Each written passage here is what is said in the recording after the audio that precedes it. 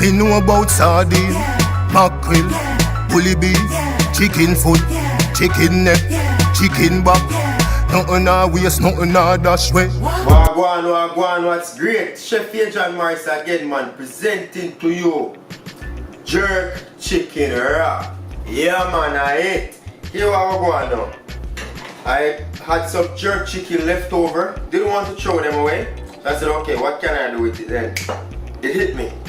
Just make a jerk chicken wrap, or you can make a salad. Like when you have leftovers at home, don't throw them out. Possibilities are endless that you can use these to do. So I'm going to put in the description link down below the jerk chicken recipe that I have, so you'll know how to make the jerk chicken for the wrap, as well as the jerk sauce that we're going to be using for the wrap. Just going to add some mayonnaise to that. So I'm going to go 50-50 with the mayonnaise and the jerk gravy.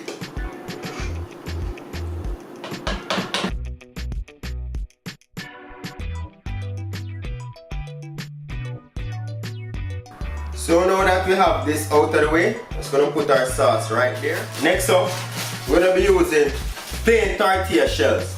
Now these tortilla shells are 7-inch. Not the ideal sizes for a, but however, we're gonna use with hand make fashion. Double the fun. And remember, when you're doing this, when you're making jerk wrap, you have to tasting well, you have to slap it down. It gives it that little kick. The first thing I want to drizzle a bit of the sauce on here. This is what I forgot. Put a bit of the sauce under here, so as to seal this wrap to the other wrap. Sprinkle a bit of cheese on the base of it. Get some of our jerk chicken, and the link will be shown below, or you can look above and you'll see the link to watch how to make jerk chicken. Going in with some romaine iceberg and spinach. I'm gonna go in with our tomatoes, our cucumber. I'm gonna go in with a bit of red onion, more sauce. You can use less sauce if you're not the sauce type. Going in more jerk chicken. So we'll just debone the jerk chicken and cut it up or break it up real fine.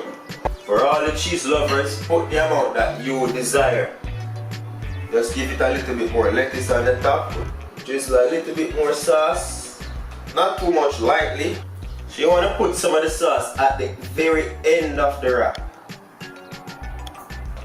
Just gonna brush that down like that.